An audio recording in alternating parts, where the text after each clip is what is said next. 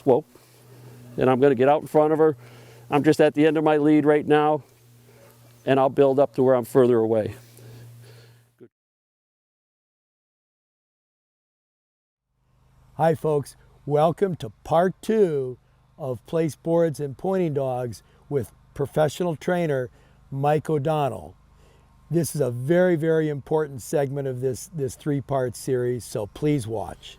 Dogs Afield, presented by Native Performance Dog Food, providing performance diets for the canine athlete, and brought to you in part by RST, manufacturers of short chamber, low pressure shot shells. Mud River Dog Products, fundamentally changing the expectations of the hunter and dog enthusiast. Pete Shoe Dryer, inventor of the footwear dryer. Take on the nuisance of foot odor. Wooden Stream Outdoor Footwear, outfitting adventures since 1957. Visit woodenstream.com for a dealer near you. Canine Active, providing safe, non-toxic pain relief for your dog. Merkel Shotguns, robust, reliable, and intuitive. That's what matters most when every split second counts.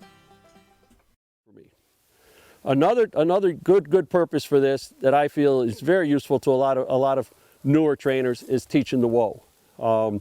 We see there's a lot of methods, there's a lot of successful ways for teaching whoa. If we go back to our NOV, the green book, you know, we've got the table, we have the training table. And I do that. I bring my little puppy up on the table and I'll stop him with a whoa, and then we move them off. And you know, a lot of folks, we have training tables here that we use on our training days. Or I can teach it on the ground. And actually, I'm just going to take this board aside for a moment, try and get it out of the picture. You know, what a lot of people will teach on the ground is they're going to bring the dog along and they're going to go whoa, and the dog's going to do something like that. They're going to take 2 steps. They're not going to put their feet down immediately. They stop and they, come on kid, right here. And they go whoa, and she did a better job that time. But I see so many people have a hard time teaching whoa on the ground and even on the table because they're not getting the dog to stop its feet fast enough. A good whoa is when the dog just slams on the brakes and those front feet come to a stop and they stay there. It's not the dog stopping and then turning this way to look or turning that way. It's just when the dog slams on the brakes and stands still. When I have a dog that does that for me, he's going to be a lot more successful when there's a bird in front of him and that bird flushes and we fire the shot at the bird and the bird falls. If my dog has a strong understanding about keeping those feet planted right there, it's going to make for a much steadier dog. But I think a lot of people have trouble teaching it on the ground because as a novice trainer, they have a difficult time understanding where that boundary is, as well as the dog. So they'll bring the dog up and they'll say whoa, and the dog will do something like that and they think it's great. And so they keep repeating it. And what we get is a dog that goes from taking 2 steps to a dog that takes 3 steps, and then a dog that takes 4 steps.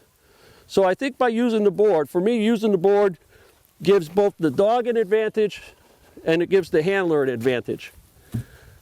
I can bring my dog up, whoa, the dog's going to know if it steps off the edge, and I, as the handler, should certainly be able to recognize if my dog is taking an extra step because it's going off the board.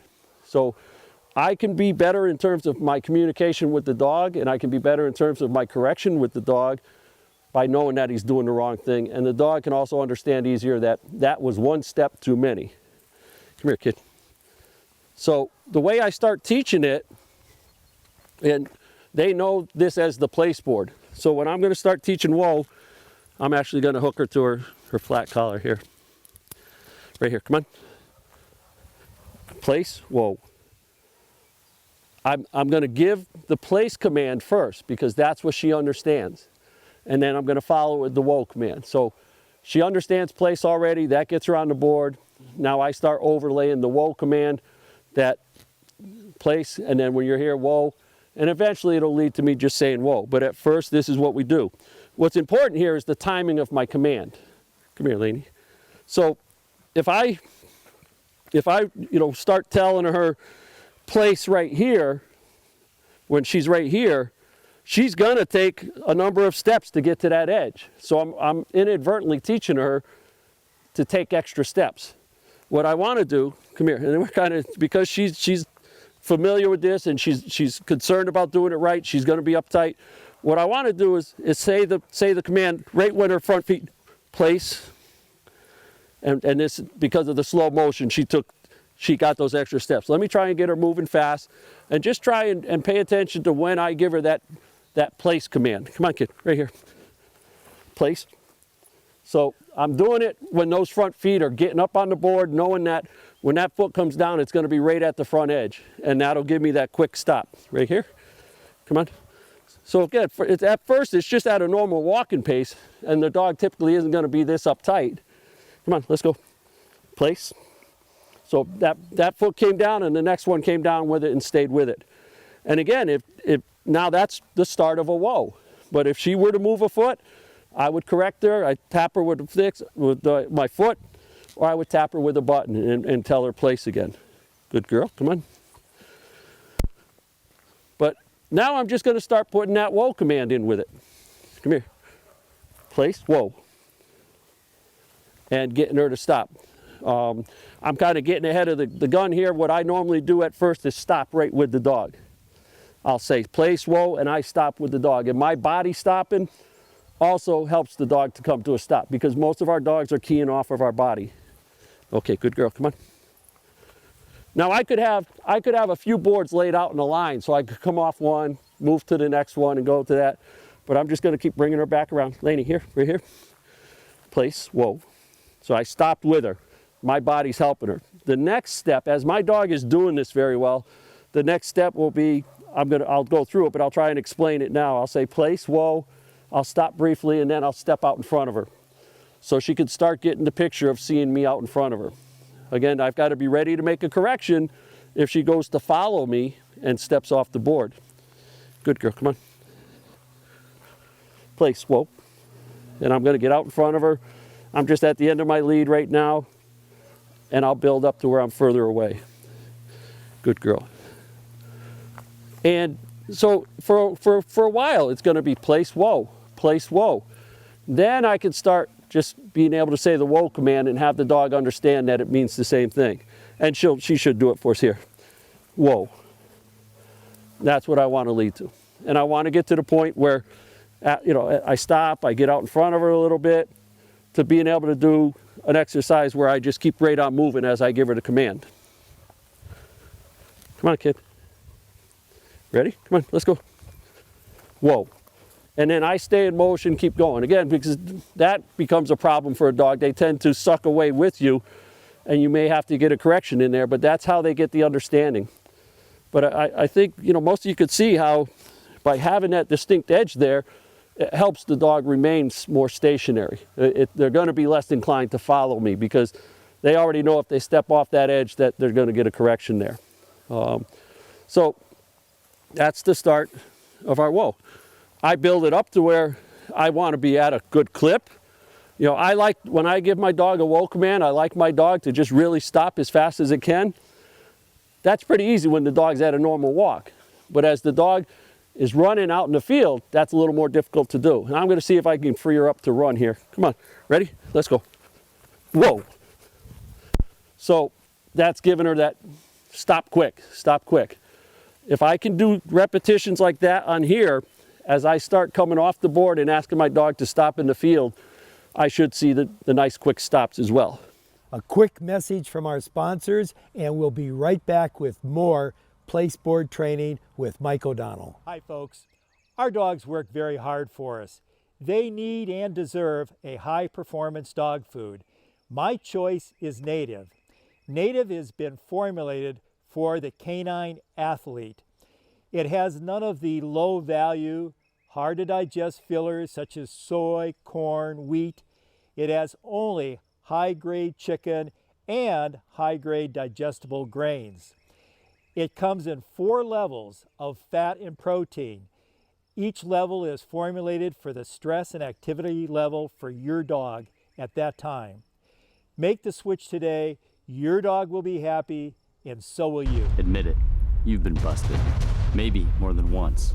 I've been busted too, but it happens a lot less now that I'm ecstatic. Not the giggly kind, the odor eliminating kind. New 3M Thinsulate Platinum insulation with ecstatic odor control in wooden stream hunting boots. The first full line of hunting boots to have it. Odor stomping, warm, waterproof, and breathable. I'm ecstatic, for good reason. Don't get busted, get wooden stream boots. Hi folks, you know, we spend a lot of money on our hunting. We spend a lot of money on our guns, our dogs, our travel. Sometimes I think we overlook, though, one of the most important ingredients. That's our shot shell. My choice is RST. It's a high-performance shell, low pressure, made especially for classic guns. You shoot a nice classic side-by-side, you have to shoot RST shot shells. Made in the USA, RST. Check it out today. Right here.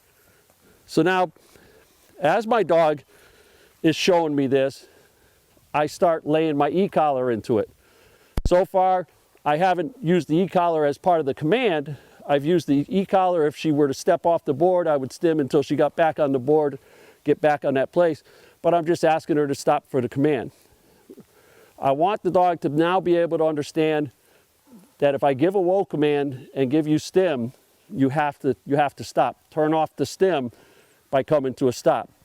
So what I'm going to do now is I'm at the point where I'm bringing the dog on and I'm just using the whoa command. Now I'll overlay the stim on it as well. So as I'm saying whoa, I'm going to stim her.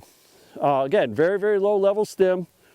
Lainey, leave it. This is where I like to use a momentary stim or nick. You know, dog show users will call it a nick, others call it momentary. All along I've been using continuous stim and I just apply it for the length of time I need it. But in this situation where I'm giving that whoa, I will give a nick because it tends to be that real quick thing and it makes the dog startle and it helps them stop, I feel. So same thing, I'm gonna be on the level I need. Lainey, right here. Whoa. And as I say whoa, I'm nicking her. I'm giving her that momentary stimulation. Good girl, come on. Ready? Come on, let's go. Atta girl. Whoa. The moment I'm saying whoa, I'm also pushing the button. That's getting her understanding that the stim, that nick, means the same thing as my whoa command.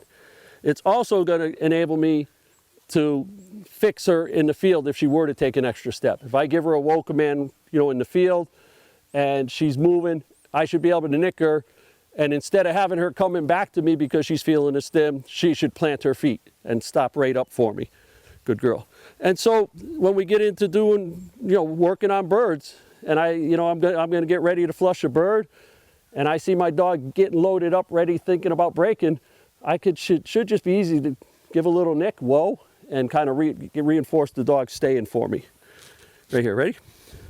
Whoa. Good girl. Good girl. And what I haven't, normally I would be doing a lot of praise in here with this, for the purposes here, I'm too busy talking to you, but right there I would be saying, good girl, you did a good job. All right, come on.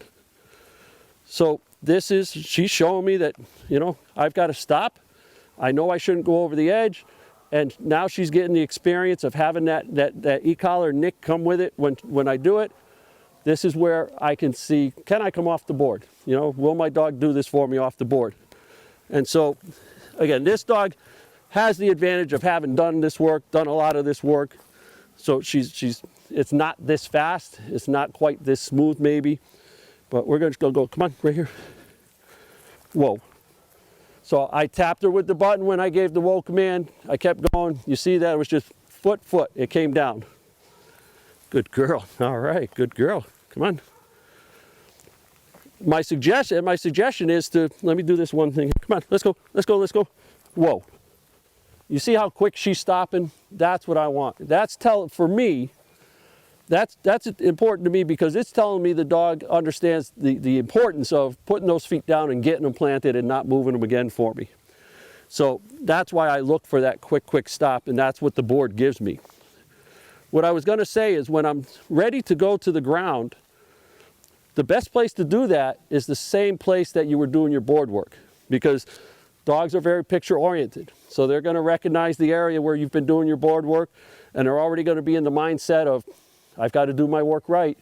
And so now I just take the board out of the picture and I do the same exercise right in that same area. And that's what gets the dog successful for us. Right? Come on, kid. Let's go. Come on. Ready, ready, come on. Whoa.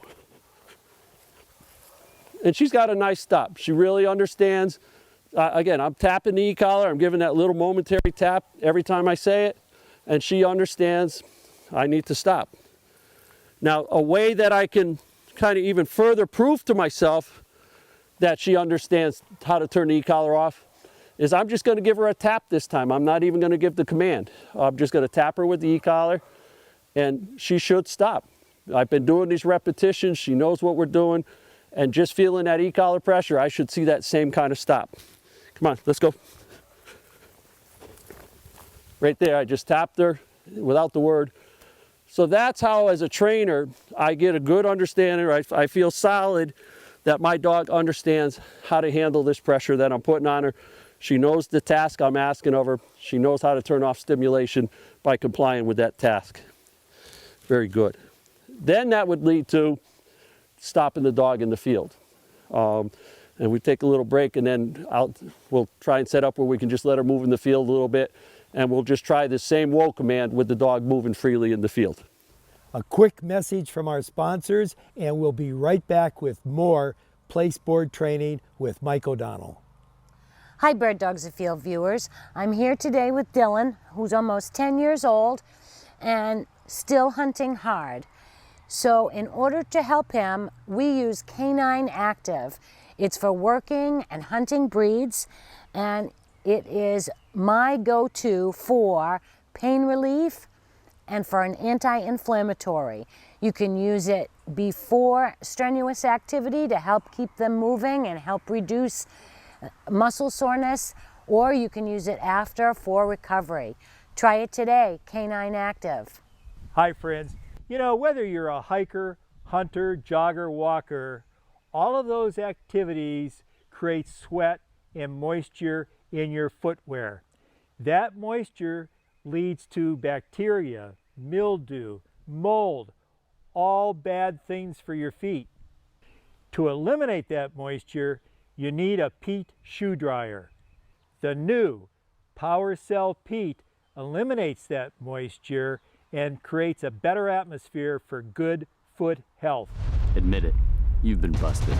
Maybe more than once. I've been busted too, but it happens a lot less now that I'm ecstatic. Not the giggly kind, the odor eliminating kind. New 3M Thinsulate Platinum insulation with ecstatic odor control in Wooden Stream hunting boots. The first full line of hunting boots to have it. Odor stomping, warm, waterproof, and breathable. I'm ecstatic, for good reason. Don't get busted, get Wooden Stream boots. All right, so now, you know, we just showed all the board work we do with Lainey, where we've got her, you know, stopping on the board, and so the next thing I can do is I can test that out in the field. I can take her into a clean field where I'm not worried about her coming into contact with birds. I've got to try and get her to free up because of all the work we've been doing. We're going to get her moving a little bit, and then I'm going to give her a whoa command, and I'll see how well she complies with that. But again, I want this in a clean field because I don't want to be trying to do a whoa and all of a sudden have my dog pointing a bird. You know, we're not ready for that aspect of it. This is just, will she go ahead and do my stuff? All right, keep going.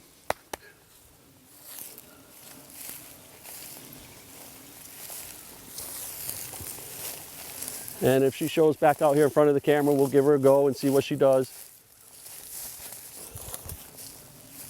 She's pretty sticky because of all the work we've been doing.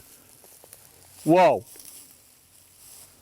That's what I want. Now, first time I did it, I said, whoa, I gave her the little tap as well. Again, you can see I'm using such a low level that she's not jumping or anything when I stim her. It's just that little nudge of, hey, I'm asking you to do what you need to do. So I'm gonna try and free her up, see if she'll free up enough, and I'll give her just the command without the stimulation this time. Again, she knows that she has to stand until I come all the way over to her. And before I release her, I talk about that. I train my dogs to not come off whoa until I come back and give them that touch on the head to release them. To me, that builds more steadiness when we're actually into the bird work. when I've got a bird flushing in front of my dog, I have a bird that runs and I've got to go out there and chase that bird. Whoa. See right there, she wants to follow, but I can, whoa. But if I have to move to flush a bird and I've only taught her she can release, or the only release is when I come back, it makes the dog steadier because me being out in front of her shouldn't represent any kind of release. The only release that she understands is this. Okay, keep going.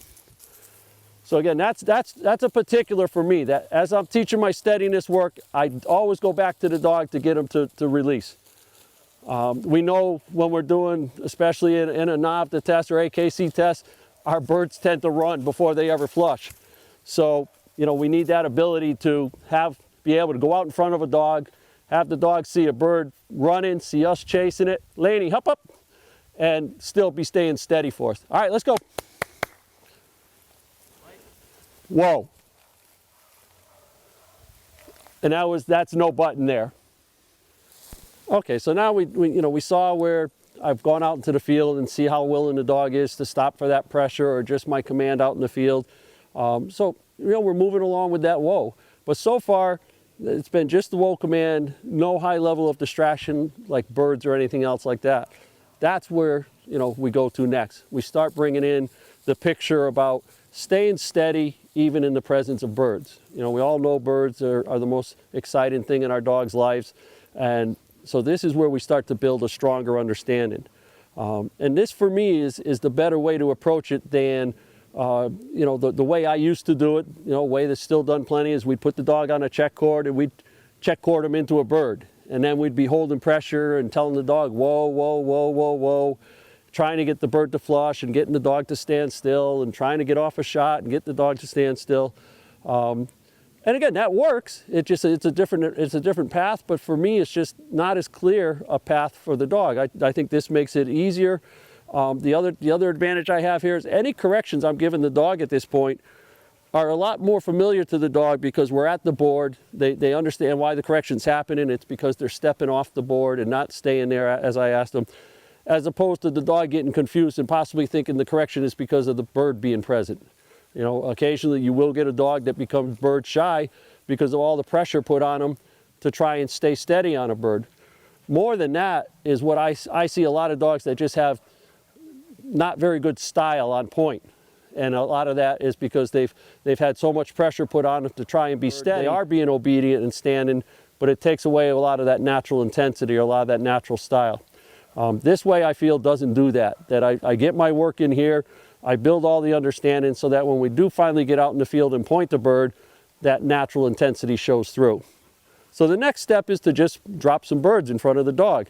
I have the advantage here of being able to use homing pigeons so that we can, use birds over and over. They're a lot more economical, but I'm just going to put her here. I'm going to give her a whoa command. So I'm going to reinforce any movement of her feet, and I'm going to have Bruce just drop some pigeons out there for me. So I'm going to get her set up, whoa.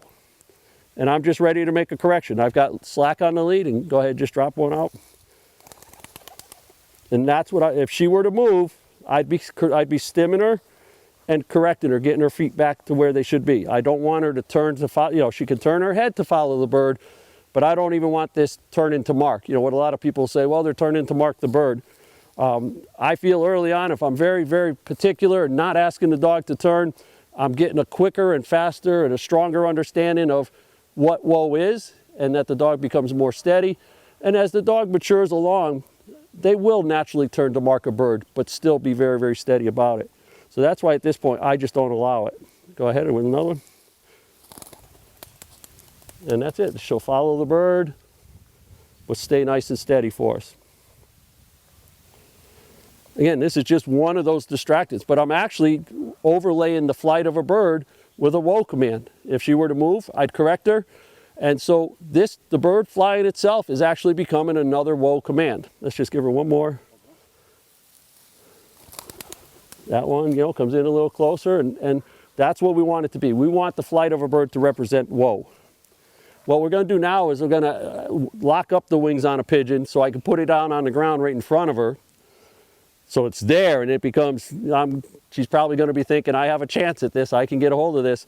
And, so I'm going to be ready to make a correction if she doesn't stay still like she should. We'll start with the bird a little bit further away. If she stands nice and still, we'll move it in a little closer. And then I'm even going to try and step out in front of her and see if she'll stay nice and still for me. So just put it down about half the distance between us. You can see she's, you know, that bird's there. She can see it. I'll actually take advantage right now. I've got the cord, but I'm going to step out in front so she gets that picture of me being out in front. But she's got to be nice and still. Let's just move it in a little closer. Again, I'm ready for a correction. If she should make a move, I've got to be right on time with my correction. And I could do a little whoa here, give her a little help. Once the dog has shown me good understanding of whoa, I don't want to keep repeating it. I'd like to be able to say it once and have her know I've got to stand still. Let's get out in front of her a little bit and then see if I could just nudge the bird a little bit. See her starting to really quiver there. I'm just ready to make a correction. And this is, you know, you've got to do this sparingly. What I don't want is for her to break and get that bird in her mouth. You know, so it's just build on it and build on it. So just go ahead and unlock those wings, Bruce, and just let it fly up off the ground there. And again, I'm just ready to make a correction if she moves. Just go ahead. Just leave it right there. That's fine. That's fine. So I'm giving her, she stopped that on her own. I'm going to put her back up. I don't want her to stay sitting. But that was a really good one because that bird flew right over her head and her first reaction was to jump for it and get it. But she actually parked herself because she didn't want to get in trouble. I did still give her just a little bit of stim because I want that connection there still, that even that earned you a little correction. But normally, I mean, we know most of our dogs would have been all 4 feet up in the air trying to go ahead and get to the bird. The next thing we'll do is we'll start introducing some gunshots. So we're just going to fire a couple blank loads here. Again, I want the dog to stay still through gunfire. I actually want that gunfire to represent a whoa command as well. So Bruce is just going to get some shots and go behind the camera here and give us a couple shots. And we want her. So what I'd ask you to do, Bruce, right about there, is just even kick around in the grass a little bit and then just fire a shot off in that direction there. That's the end of part 2 of the 3-part series of pointing dogs and place boards with Mike O'Donnell. Please watch the 3rd part for a complete understanding of how place boards are used to train pointing dogs.